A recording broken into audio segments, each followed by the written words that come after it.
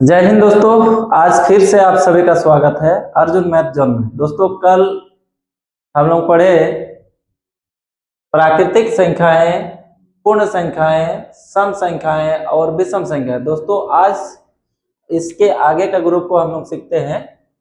तो पहले हम पूर्णांक के बारे में बता रहे हैं आप लोगों को। पूर्णांक, इंटीजर, इंटीजर्स। तो दोस्तों, पूर्णांक में क्या है, जीरो से आगे जो नंबर है, जो प्राकृतिक नंबर है वो भी आता है, और जीरो से जो घटा वाला नंबर है वो भी आता है। यानी इसको हम कुछ इस प्रकार से आप लोगों को बता रहे हैं।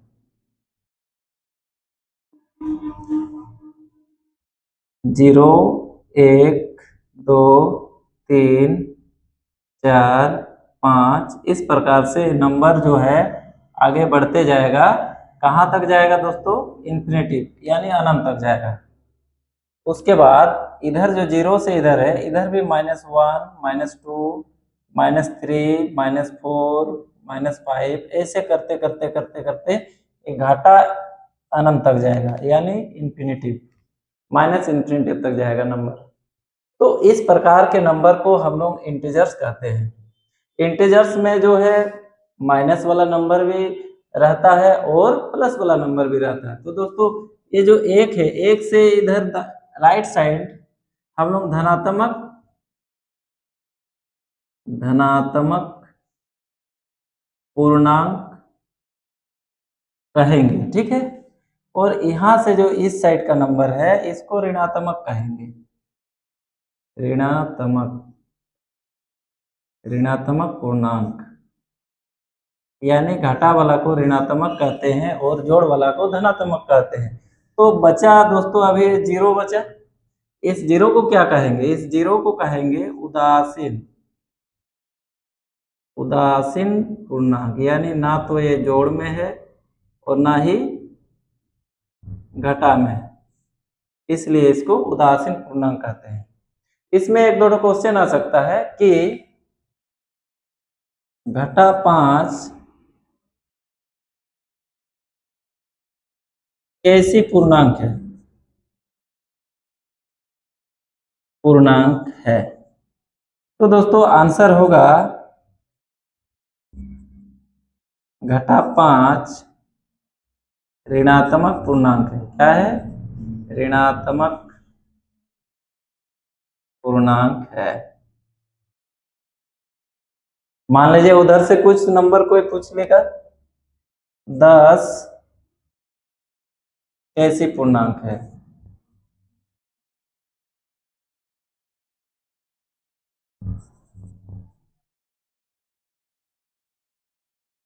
तो आंसर में होगा 10 धनात्मक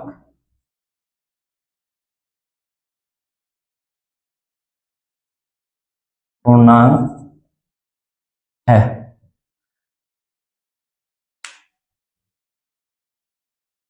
चलिए दोस्तों, थोड़ा बोर्ड को साफ कर लेते हैं।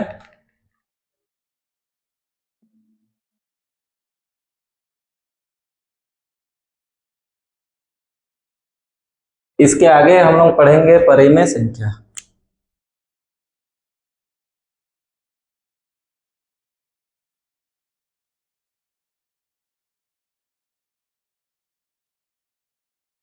परिमेय संख्या,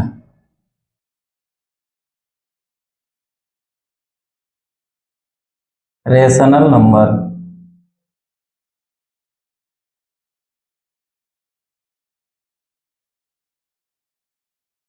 परिमेय संख्या वैसे संख्या जो p बाय q के रूप में रहता है, उस प्रकार के संख्या को परिमेय संख्या कहते हैं। तो यहाँ लिख के दे रहे हैं, वैसे संख्या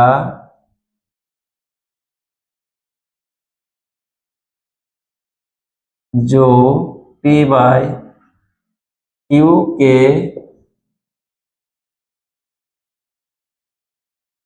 रूप में होता है,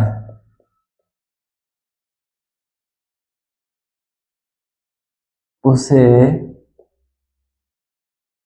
परिमेय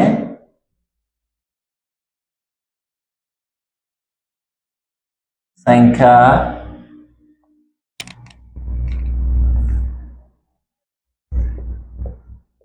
कहते हैं। लेकिन दोस्तों इसमें एक चीज है, आपको याद करने वाला एक चीज है, नोट, यहाँ जो P बट्टा Q है, Q का मान 0 नहीं होना चाहिए, ठीक है। Q का मान अगर 0 होता है तो वो परिमेय संख्या नहीं होता है, ठीक है। जिसके कारण से Q का मान not equal to 0, Q not equal to 0। अब जैसे जैसे 2/3 ये बट्टा में है, P बट्टा Q, मान लीजिए 3/4 ये भी बट्टा में है, 5/7 ये भी बट्टा में है।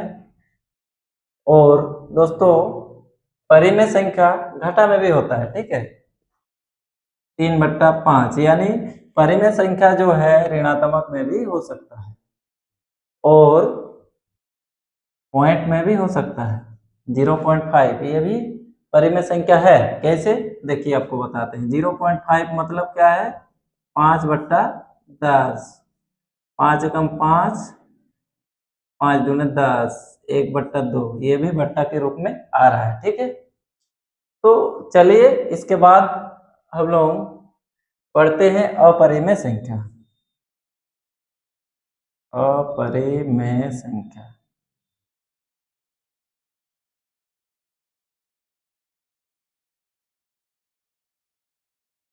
इरेशनल नंबर, इरेशनल नंबर,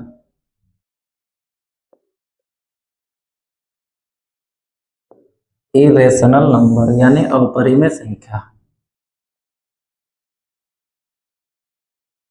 तो इसमें क्या है, वैसे संख्या जो P बाई Q के रूप में नहीं होता है,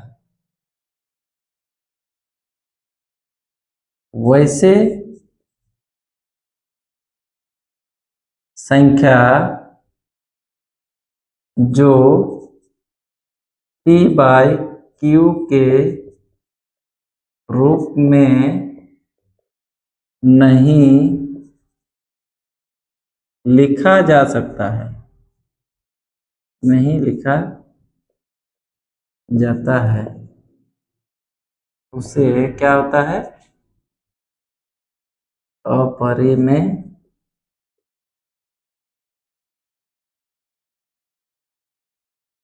संख्या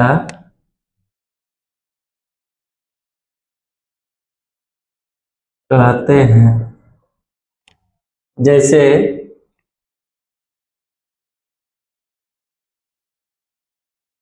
जैसे रूट के अंदर में 2 है, रूट के अंदर में 3 है और 5 है, ये क्या है, अपरिमेय संख्या है। तो इसके बाद तो चलिए दोस्तों बोर्ड को थोड़ा साफ कर लेते हैं, उसके बाद आगे का पढ़ते हैं।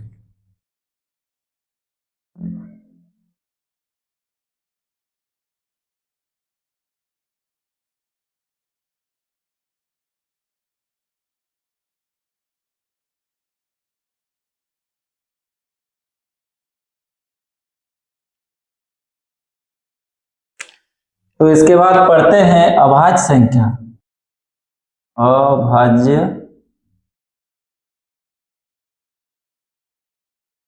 संख्या, प्राइम नंबर,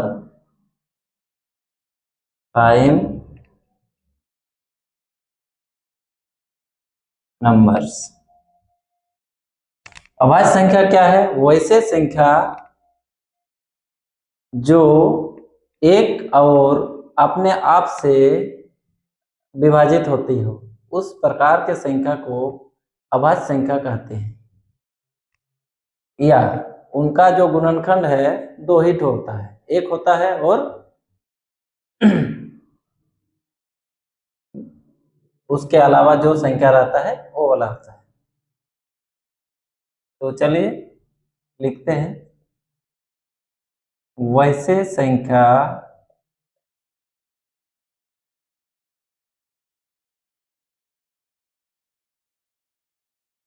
जो एक और वह स्वयं से विभाजित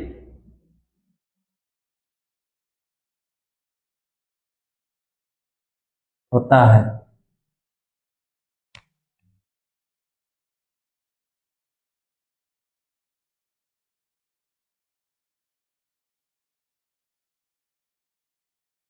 उसे अभाज्य संख्या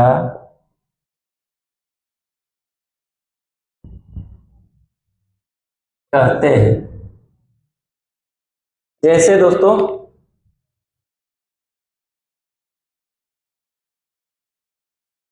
जैसे देखिए, दो, एक क्या है, दो जो है सिर्फ दो एक से विभाजित होगा और दो से विभाजित होगा, यानी इसका जो फैक्टर है दो तो फैक्टर होगा।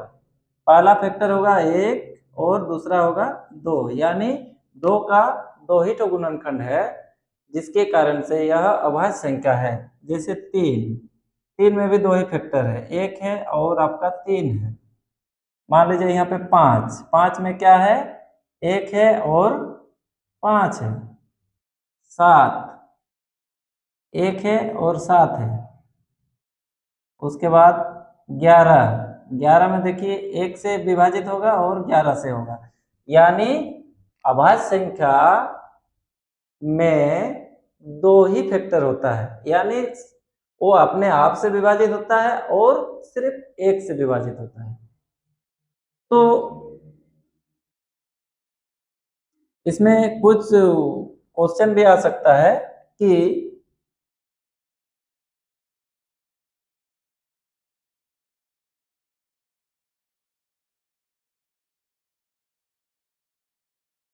अभाज्य संख्या के कितने गुणनखंड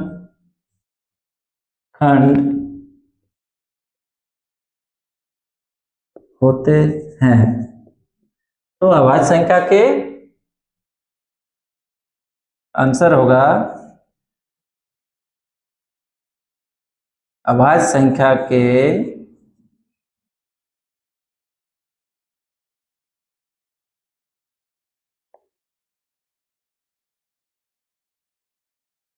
केवल दो गुणनखंड होते हैं।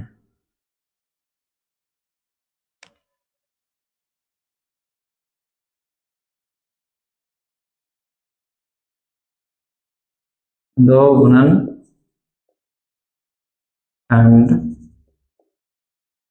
होते हैं, एक और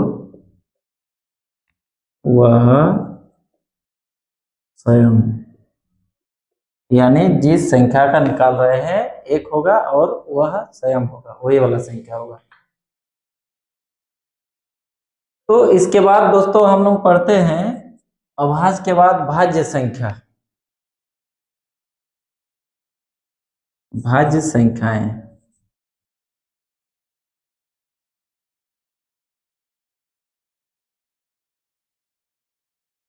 कॉम्पोजिट नंबर।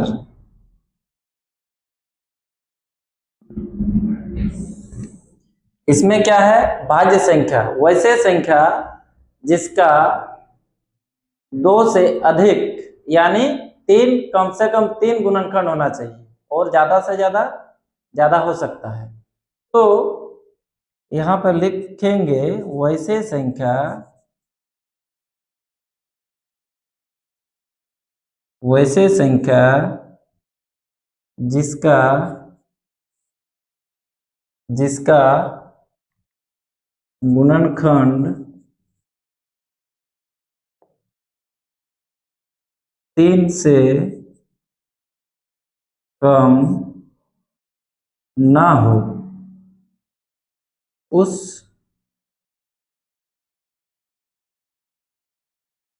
प्रकार के संख्या को भाज्य संख्या कहते हैं। भाज्य संख्या कहते हैं। मतलब उनका जो फैक्टर है 3 होना चाहिए, मिनिमम 3 होना चाहिए एक को मिला करके। अगर 3 से कम हो जाता है दोस्तों तो वो क्या है, अभाज्य संख्या हो जाएगा। तो जैसे भी लिखते हैं,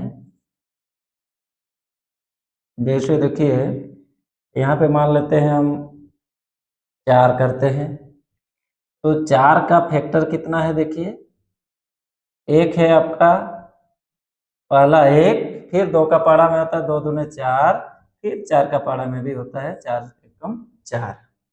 तो ये जो 4 है, 4 के 3 फैक्टर है। उसी प्रकार और कुछ नंबर दे रहे हैं देखिए, 10, 1 का पाड़ा में भी 10 होता है और 2 का पाड़ा में भी 10 होता है, ठीक है। 5 का पाड़ा में भी 10 होता है और स्वयं 10 का पाड़ा में भी 10 होता है। तो इसमें क्या है, 3 से ज्यादा हो गया, जिसके कारण से ये क्या है, भाज्य संख्या है और ये भी भाज्य संख्या है, क्योंकि इसमें 3 हुआ। 3 से कम नहीं होना चाहिए। अगर 3 से कम उनका फैक्टर निकलता है तो सोचिए कि वो क्या है, अभाज्य संख्या है। और 3 या 3 से ज्यादा होता है तो वो क्या है, भाज्य संख्या है।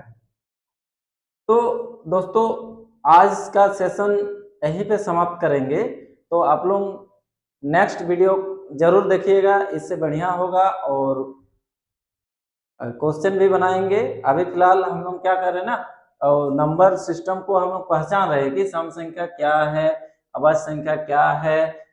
इससे पहले वाला वीडियो में आप लोगों को बताया कि प्राकृतिक संख्या, पूर्ण संख्या, सम संख्या, विषम संख्या। तो इस प्रकार से अभी हम लोग नंबर सिस्टम को जान रहे हैं। उसके बाद इससे रिलेटेड बहुत सारे क्वेश्चन जो है बनाएंगे, एकदम स्टेप बाय स्टेप से बनाएंगे। आज मेरा दूसरा क्लास है दोस्तों, आप लोगों को कैसा लगा और कमेंट कीजिए और मेरा जो इंटरेस्ट है उसको बढ़ाइए, ताकि मैं और अच्छा से आप लोगों को थोड़ा सा समझा पाऊँ। तो चलिए दोस्तों, फिर मिलते हैं नेक्स्ट वीडियो में। थैंक यू, जय हिंद।